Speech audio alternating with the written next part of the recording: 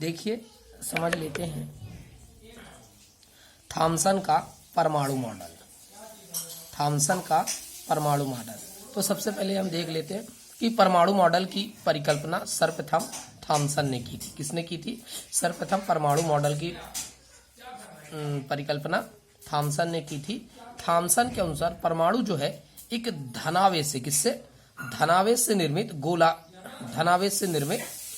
गोलाकार संरचना है। ये देखिए, ये गोलाकार संरचना है जिसमें उस पर उपस्थित धनावेश के बराबर ही इलेक्ट्रॉन क्या होते हैं? वितरित होते हैं। इलेक्ट्रॉन क्या होते हैं?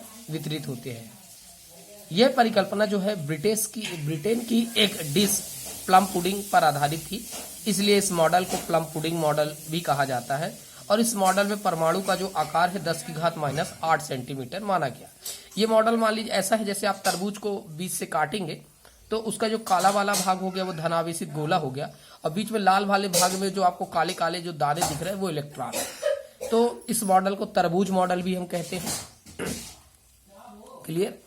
मतलब परमाणु जो है एक धनावेश से निर्मित गोलाकार का गोला, ठीक है, उसके अंदर धनावेश के बराबर ही क्या वितरित होते हैं? इलेक्ट्रॉन वितरित होते हैं। ये परिकल्पना जो थी ब्रिटेन की एक डिश प्लम पुडिंग पर आधारित थी, इसलिए इसको प्लम पुडिंग मॉडल कहा गया। इसको तरबूज मॉडल भी कहते हैं, है ना। इसको रेजिन मॉडल भी कहते हैं। इसको रेजिन मॉडल भी कहते हैं।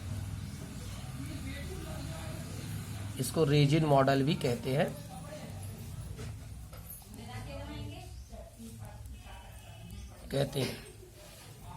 इसमें परमाणु का आकार 10⁻⁻8 सेंटीमीटर माना गया। अब ये मॉडल की कमी क्या थी, सीमाएं क्या थी, ये देख लेते हैं।